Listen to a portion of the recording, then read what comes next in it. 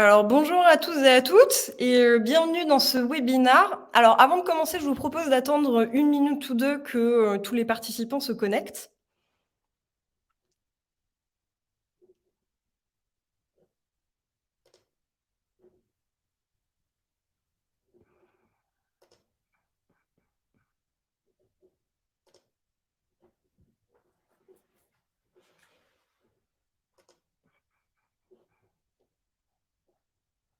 Bon voilà, je vois que ça se connecte quand même bien au fur et à mesure. Du coup, je vous propose de démarrer. Donc re-bienvenue, à tout le monde sur ce webinaire pour ceux qui sont connectés entre-temps, et qui m'ont pas vu au début. Donc moi, je suis Morgane Néret, directrice marketing chez Herméo et aujourd'hui, nous allons parler de la valorisation des données que vous collectez sur le terrain grâce au tableau de bord Herméo. Donc aujourd'hui, vous êtes une centaine de connectés. Donc tout d'abord, merci.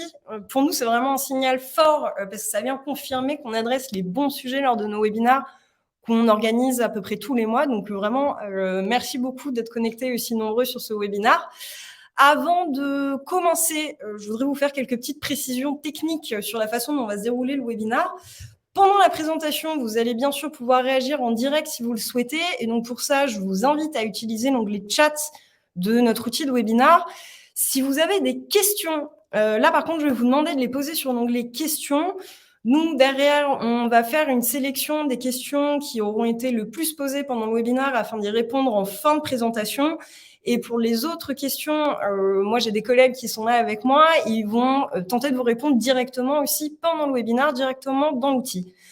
Quoi qu'il en soit, nous reprendrons contact avec chacune et chacun d'entre vous après le webinaire.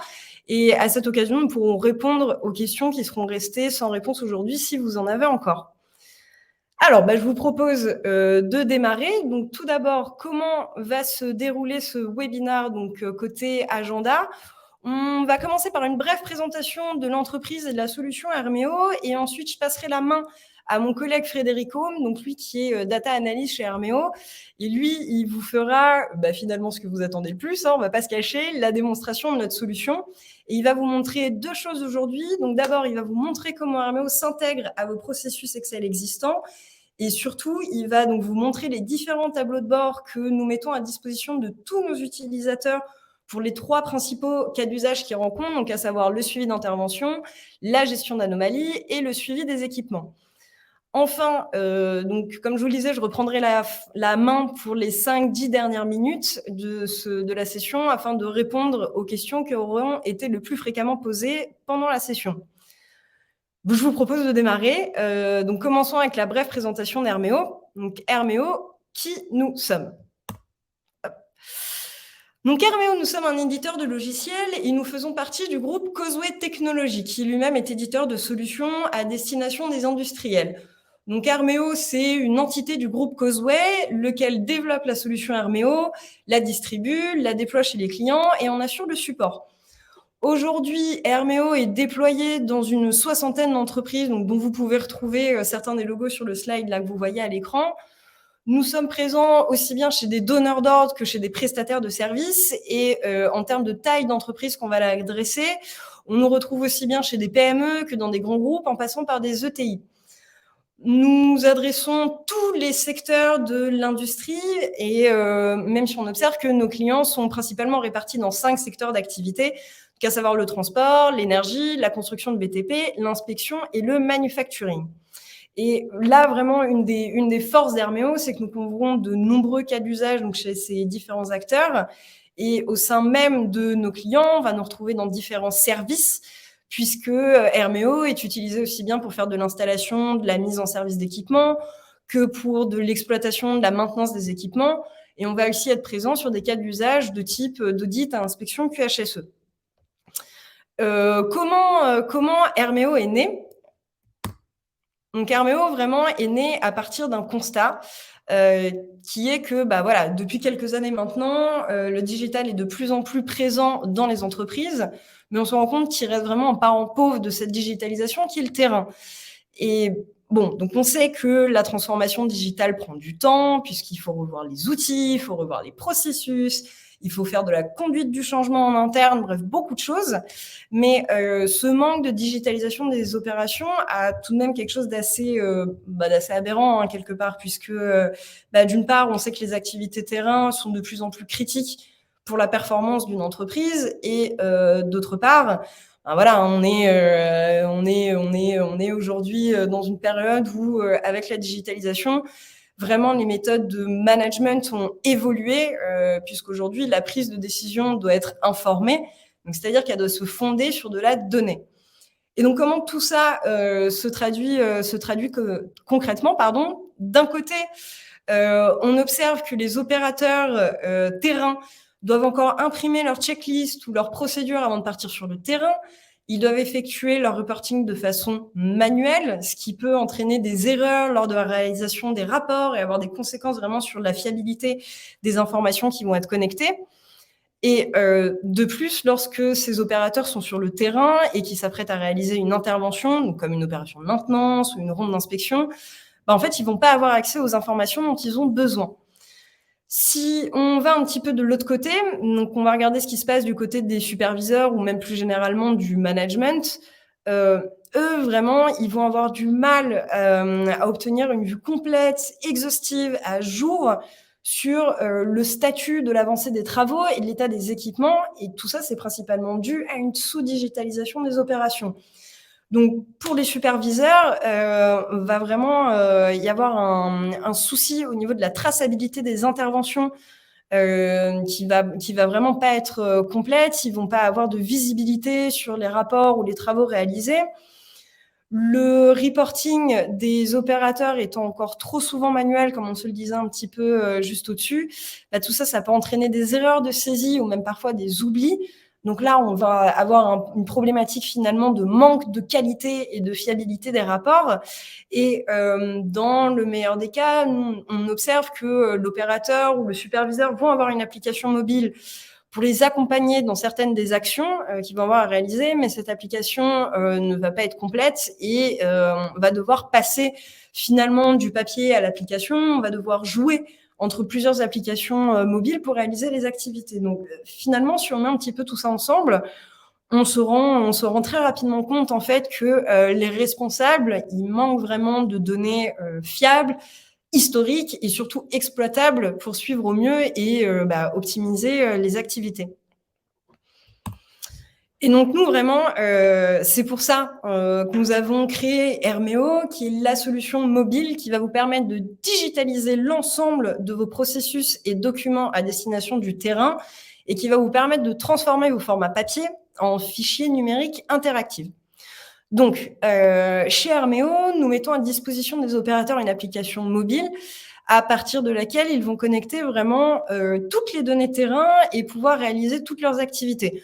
Donc, de la préparation des travaux effectués, en passant par leur exécution, puis leur transmission aux intermédiaires concernés. Les opérateurs, ils vont vraiment être guidés à chaque étape de leur procédure avec cette application. Et grâce à elle, ils vont automatiquement avoir accès à la bonne information au bon moment. Donc, grâce à l'application, ils vont pouvoir retrouver des documents qui vont être liés à leur intervention ou aussi bien aux équipements sur lesquels ils vont être en train d'intervenir. Ils vont pouvoir accéder à l'historique des interventions passées et même de façon générale, ils vont pouvoir accéder à de la donnée qui est associée à l'intervention qu'ils sont en train de faire ou aux équipements sur lesquels ils sont en train d'intervenir. Donc ça va vraiment leur permettre d'améliorer la qualité de leurs travaux et de prendre de meilleures décisions sur le terrain. L'application va également leur permettre d'automatiser toutes les actions qui peuvent l'être, comme le reporting par exemple, qui est vraiment le nerf de la guerre, hein, et c'est pour ça qu'on en parle à plusieurs reprises ici. Et ça va vraiment permettre à l'opérateur de se concentrer sur des tâches à forte valeur ajoutée de leur métier. Et ça va évidemment éliminer les risques d'erreurs de rapport d'information, ce qui, in fine, va nous permettre d'obtenir une meilleure intégrité de la donnée. Quant aux superviseurs et aux responsables, eux, grâce à la plateforme web, ils vont bénéficier d'une vue complète et centralisée de toutes les données remontées depuis le terrain et ils vont pouvoir organiser cette donnée à travers des bases de données sur une interface simple.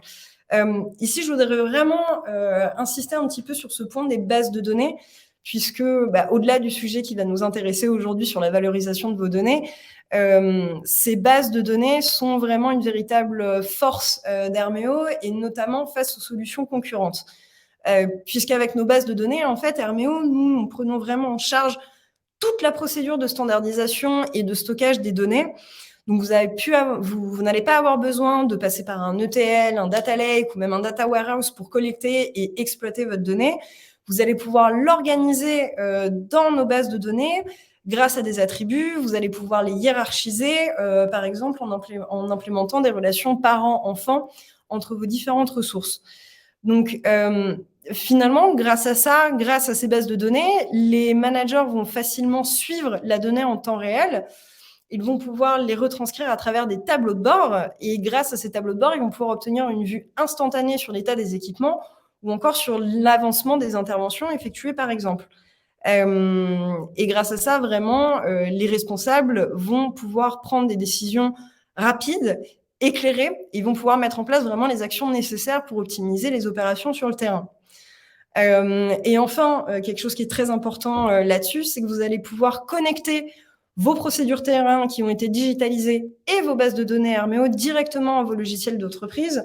Donc, vous allez pouvoir les connecter à vos portails clients, à vos GED, à vos GMAO, à vos ERP, vos logiciels de facturation et bien entendu à vos outils de BI, le sujet qui nous intéresse particulièrement aujourd'hui. Et pour vous en dire un petit peu plus sur la façon dont va fonctionner cette connexion, ça va passer par notre connecteur universel Herméo qui fonctionne avec la majorité des outils de BI, donc comme Power BI, Qlik ou encore Tableau. Ce connecteur générique, il va vous permettre de streamer vos données directement vers vos outils de BI depuis Herméo, et ça va mettre à jour automatiquement vos données toutes les 24 heures. Donc là, comme Frédéric va vous le montrer vraiment dans un instant, ce connecteur s'intègre très facilement à vos outils, donc qu'il s'agisse par exemple d'une procédure Excel que vous avez déjà, ou de tableau de bord, Power BI, Qlik ou Tableau.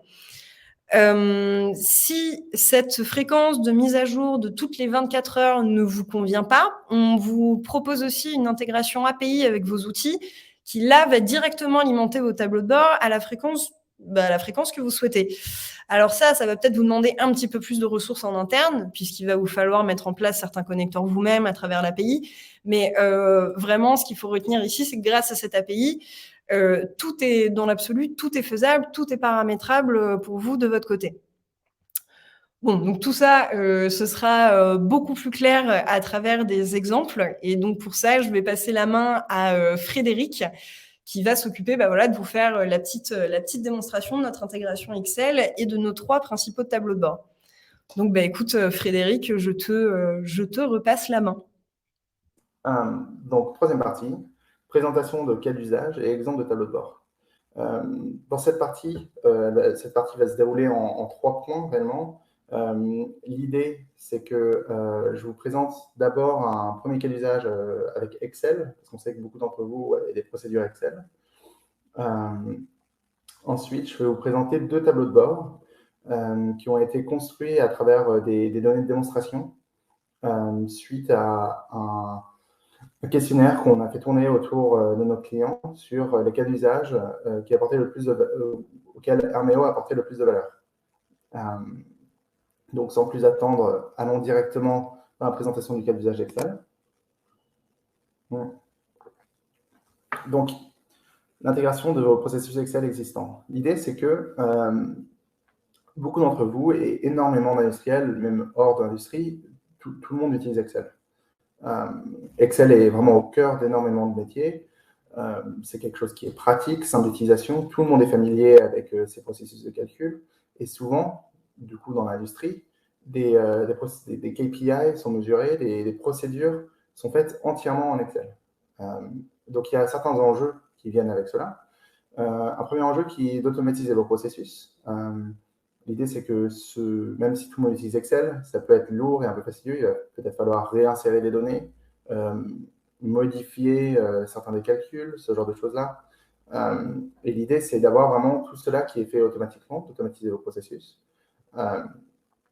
Et en fait, là où le connecteur Herméo va venir se mettre en place, c'est qu'en gros, on va pouvoir directement alimenter les données collectées depuis le terrain, depuis Hermeo, directement dans un Excel, qui, lui, se met à jour automatiquement. Et donc, vos calculs qui sont basés sur ces données-là vont eux aussi se mettre à jour automatiquement. Et à la prochaine ouverture de votre fichier de suivi Excel, qui est un tableau de bord directement à l'intérieur ou pas, ou directement juste des KPI, l'idée, c'est qu'ils se mettent à jour automatiquement et que, du coup, vous puissiez avoir directement vos données mises à jour avec les nouveaux points de données qui ont été collectés directement dans l'Excel.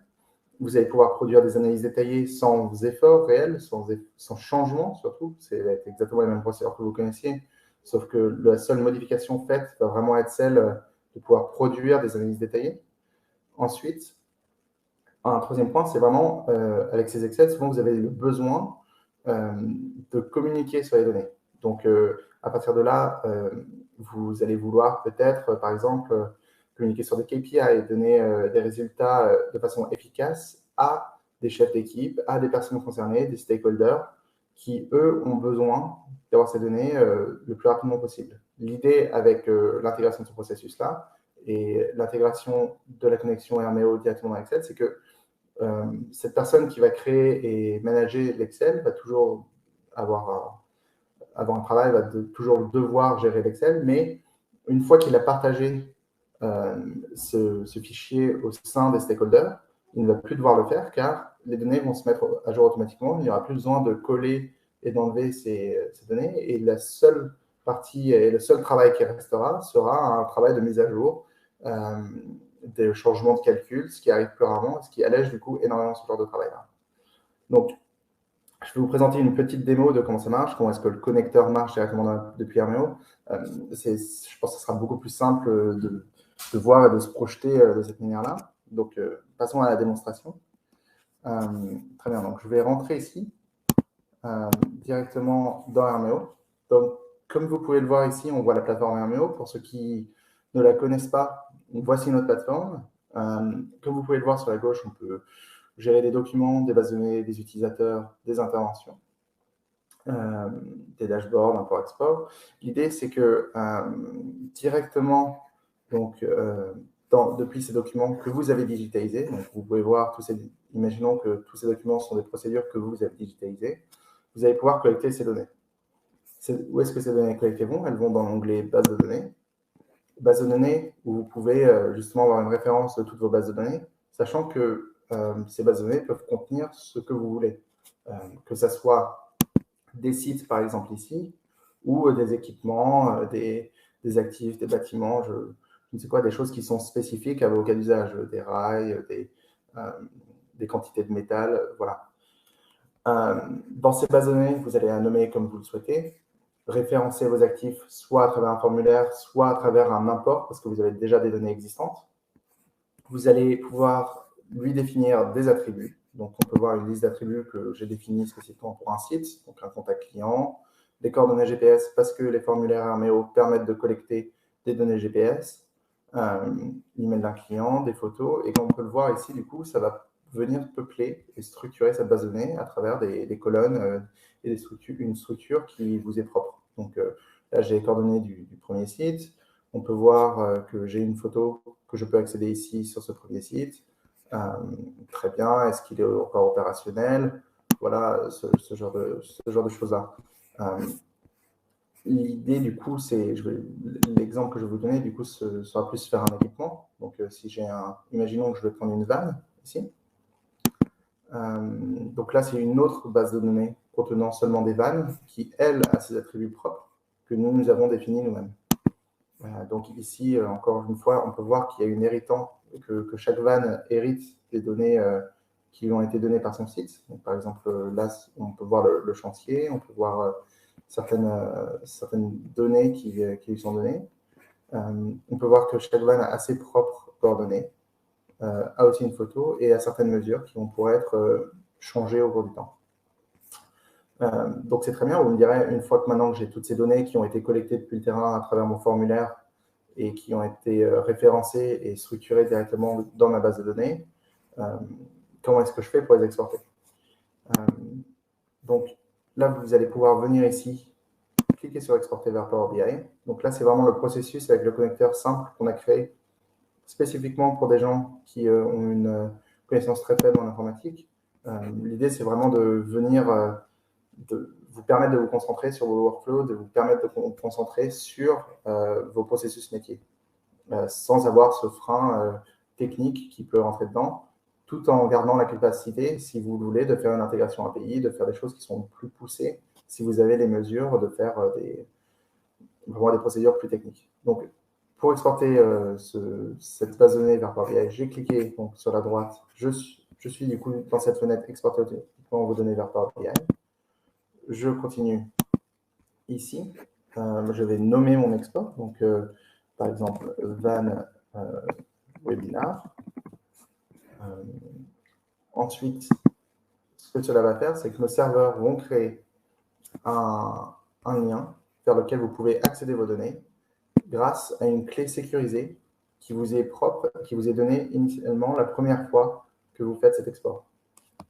Je rentre donc ici, je prends cette clé, je rentre dans ma procédure Excel qui est ici, et comme vous pouvez voir, voici une partie de la clé donc pour la base de démonstration pour ce compte spécifique qui a été donnée là. Donc, en fait, ici dans Excel, j'ai cliqué dans l'onglet Données et à partir du web. Ça va me sortir une petite fenêtre, si vous êtes sur Windows, qui va permettre d'entrer l'URL avec la clé. Et à partir de là, comme vous pouvez le voir, les données qui sont dans notre serveur sécurisé vont venir directement alimenter et peupler cet Excel à travers un tableau. Et on revoit donc toutes les données qui ont été liées justement à mes vannes. Imaginons qu'un opérateur terrain référence une nouvelle vanne, que des mesures changent. Tout cela va venir changer et s'alimenter automatiquement, soit à travers le bouton refresh, soit à l'ouverture du fichier Excel. Donc là, je vais vous montrer un exemple relativement standard, mais imaginons, je sais que beaucoup de gens ont des calculs directement dans leur fichier.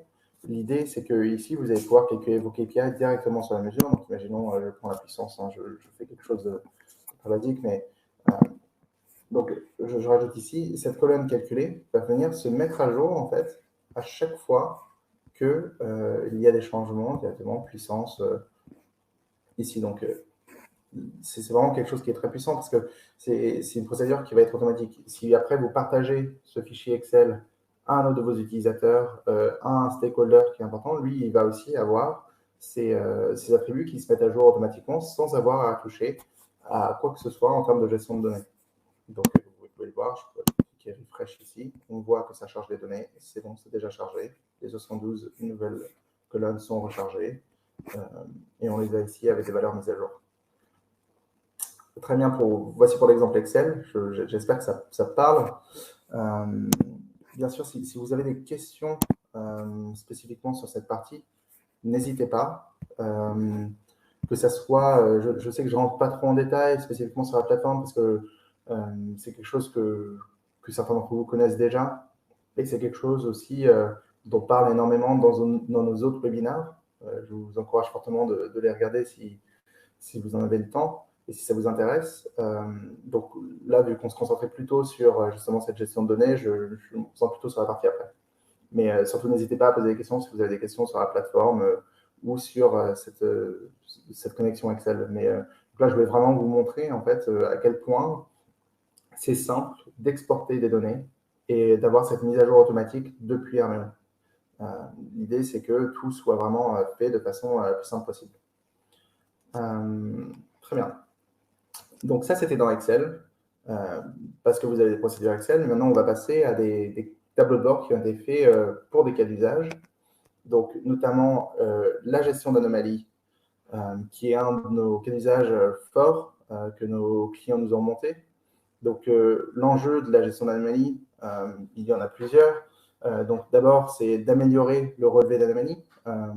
Parfois, on sait que dans certaines procédures, des anomalies qui sont remontées sous différents canaux, sont remontées à travers des remontées écrites qui ont une qualité en termes de données qui n'est pas forcément la plus forte, dans le sens où il va falloir après transvaser ces données vers quelque chose d'autre, il va falloir individuellement valider justement c'est remonté sous terme de texte. L'idée, c'est qu'en fait, RMEO va permettre de structurer la donnée qui est remontée, de remonter des anomalies de façon plus simple et de détecter des anomalies directement grâce à l'application mobile. Une fois que ces anomalies sont remontées, elles vont être elles vont être sous forme de ressources directement dans les bases de données. Et en fait, directement dans RMEO, vous allez du coup, comme je l'ai montré précédemment, vous allez pouvoir optimiser leur suivi et leur clôture. Vous allez pouvoir voir quand une anomalie est ouverte, quand elle se ferme, quand vraiment elle avance dans le procédé de réparation. Et l'idée, c'est que tout ça peut être suivi parce que l'opérateur terrain, à chaque fois qu'il fait une action, va venir alimenter la base de données, changer l'état d'une anomalie, avancer dans le processus grâce à des formulaires qui lui sont personnalisés. Tous ces enjeux-là dans la gestion d'anomalies sont d'assez grands enjeux. Il y a des enjeux qui sont encore plus grands dans le sens où on a envie d'avoir une vision un peu globale du parc, entre guillemets, d'anomalies qu'il y a. Et ça, c'est quelque chose qui est très dur généralement à avoir, dans le sens où certains problèmes peuvent tomber à l'abandon. On n'a pas forcément une vision exacte du temps que cela prend. Et ça, c'est des choses qu'on va pouvoir résoudre grâce au tableau de bord RMEO, pour avoir une vision synthétique directement de son parc d'anomalies, où est-ce que les anomalies sont référencées, comment est-ce que je répare ce genre de choses.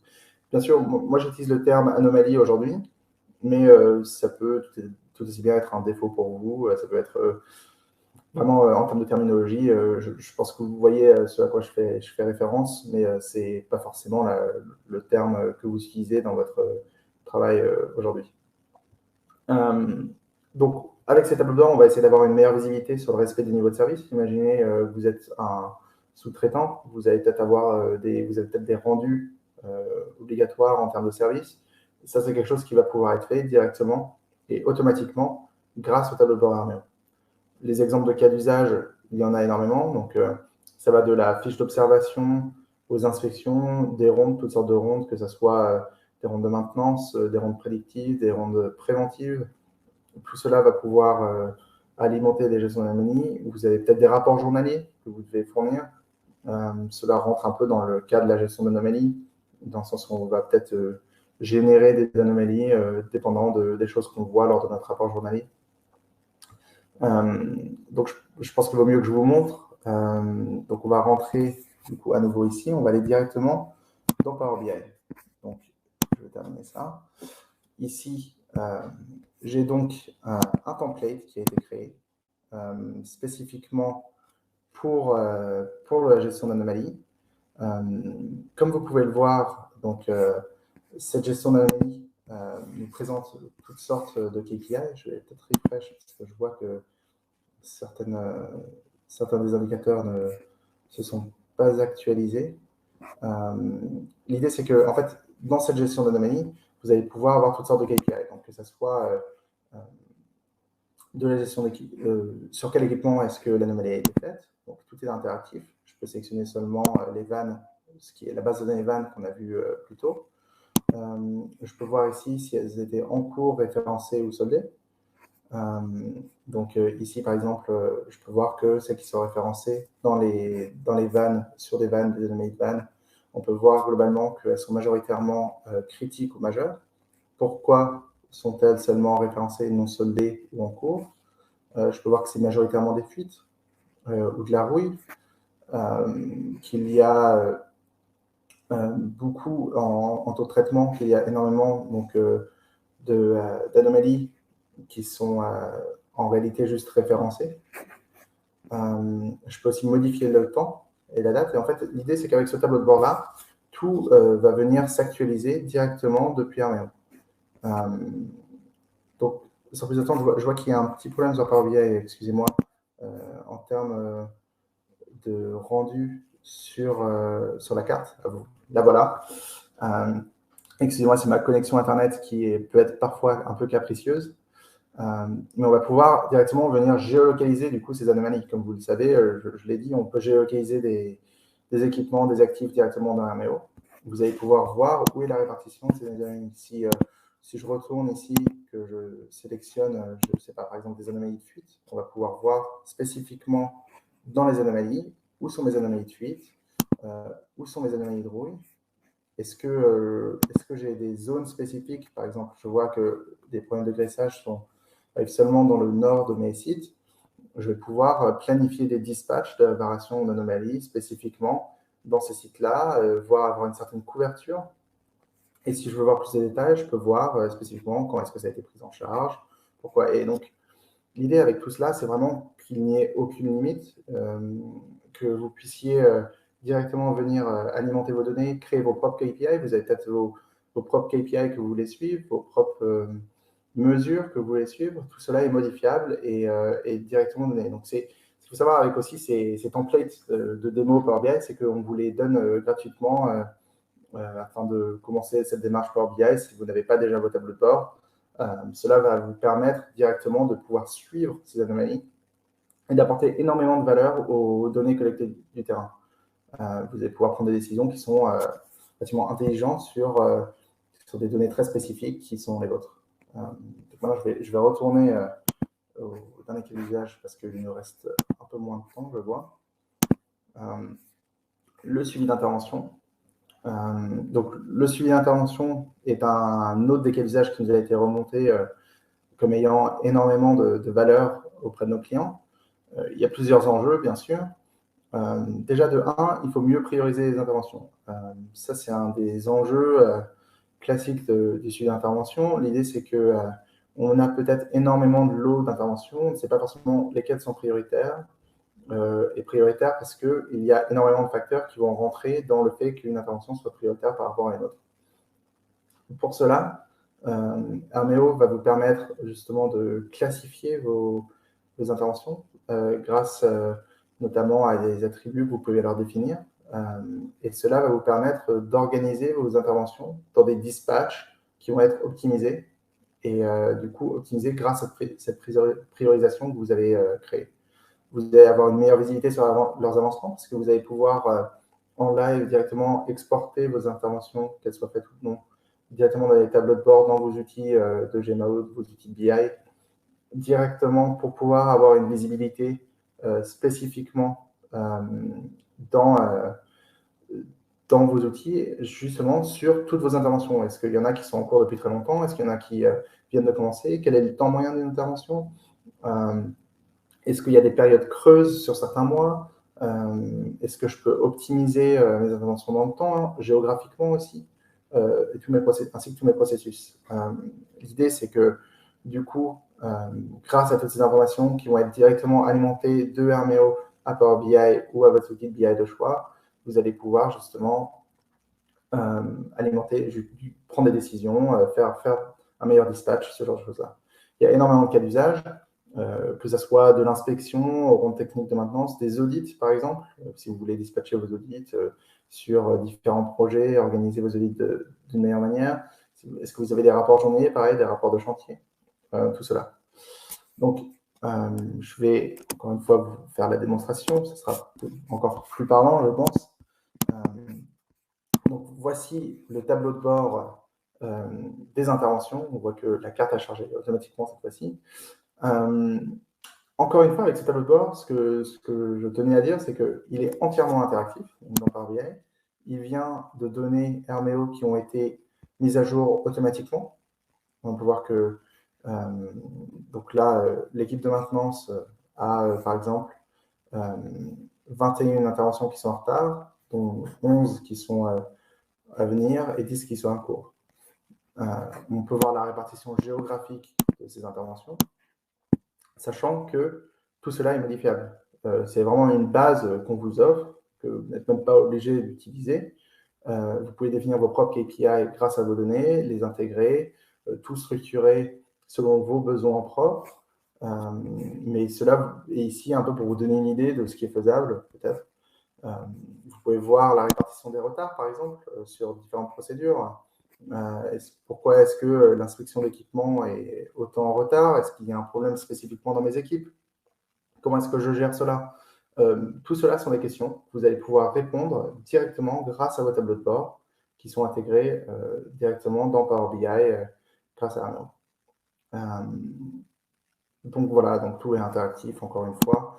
Je ne sais pas si vous avez des questions, n'hésitez pas directement dans le chat. Voilà, c'est quelque chose qui... on a essayé de créer un processus qui était relativement simplifié pour arriver à tirer des conclusions le plus rapidement possible. Vous avez vraiment juste à contrôler la collecte de données. La structure de données est faite une fois, et ensuite vous pouvez exporter vos données sans avoir à passer par un data lake, une data warehouse, et avoir à mettre des ressources incroyables pour justement arriver à faire ce processus de données. L'idée, c'est que tout est simplifié, tous vos processus sont clairs, directs, et vous arrivez à tirer des conclusions comme celle-ci sur vos interventions, sur vos actifs, sur vos ressources et vos bases de données que vous avez collectées qui sont propres à votre métier. Eh ben super, merci beaucoup Fred pour cette superbe démo. On espère que ça vous a plu et là il va nous rester quelques minutes, comme je vous le disais au début, pour répondre aux questions qui auront été le plus posées pendant la session. Alors, laissez-moi regarder ça. Ok, on a une première question qui est revenue à plusieurs fois sur la compatibilité avec la suite Google. Donc, qu'est-ce que c'est compatible avec la suite Google? Alors oui, tout ça, c'est compatible avec la suite Google. On peut très bien, par exemple, envisager une intégration Google Sheets avec notre connecteur. Et si vous avez des besoins plus précis, comme regrouper des sources de données autres qu'Armeo, on peut aussi imaginer une intégration Google Cloud avec BigQuery. Donc oui, c'est compatible avec la suite Google. Alors, on prend une autre question. Bonjour, est-ce qu'on peut être autonome dans le paramétrage des tableaux de bord? Alors oui, bien évidemment, vous êtes complètement autonome sur le paramétrage des tableaux de bord. Nous, on a créé ces 3 tableaux de bord génériques pour vous faire gagner du temps dans leur création, hein, puisqu'on sait que ces 3 tableaux de bord répondent à la plupart des cas d'usage que nos clients vont rencontrer. Mais si ça ne vous correspond pas, vous avez bien évidemment la possibilité de créer votre propre tableau de bord avec les données de votre environnement Armeo. Vous êtes complètement autonome là-dessus.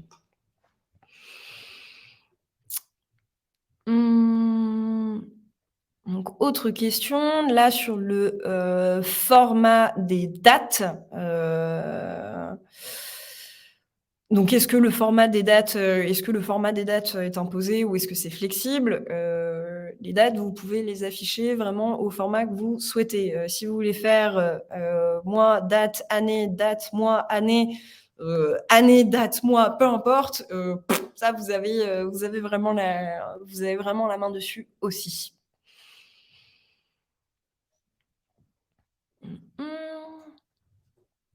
Ok, et alors peut-être dernière question sur la fréquence des exports. Je vois que la fréquence d'export est réglée sur 24 heures, possible d'avoir une fréquence plus grande. Donc là, ouais, j'imagine que vous cherchez à synchroniser vos données plus souvent, plusieurs fois par jour, donc. Et oui, hein, ça, c'était ce qu'on se disait en préambule. Ça, c'est complètement faisable avec Armeo, du coup, via notre API. Vraiment, hein, le connecteur, il a été développé pour donner une solution clé en main à nos utilisateurs, un peu comme nos dashboards, nos 3 dashboards, là, un petit peu standard qu'on a créés. L'idée, c'est la même, hein, cette fréquence de 24 heures, ça répond vraiment aux besoins de la plupart de nos clients via le connecteur. Mais si vous voulez aller plus loin, si vous voulez avoir des mises à jour plusieurs fois par jour, vous pouvez complètement le faire là via l'API pour le coup.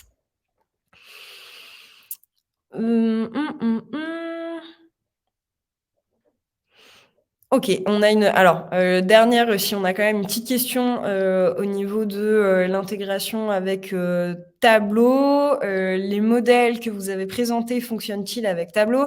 Alors là, les modèles, hein, vraiment, ce qu'on vous a présenté, les dashboards qu'on vous a présentés, ils ont été construits sur Power BI, mais voilà, si vous utilisez déjà Tableau en interne, vous allez pouvoir venir directement alimenter ces tableaux par des données Hermeo sans souci. Donc là, on va passer par le connecteur qui fonctionne avec tous les outils de BI. Pour vous donner un petit peu plus de contexte sur pourquoi nous, nos dashboards, par défaut, on les a fait sur Power BI, c'est parce qu'on sait que la plupart d'entre vous, en fait, utilisez la suite Office et vous avez donc accès gratuitement à Power BI. Donc, c'est pour ça que nos dashboards, on les a développés vraiment sur cet outil.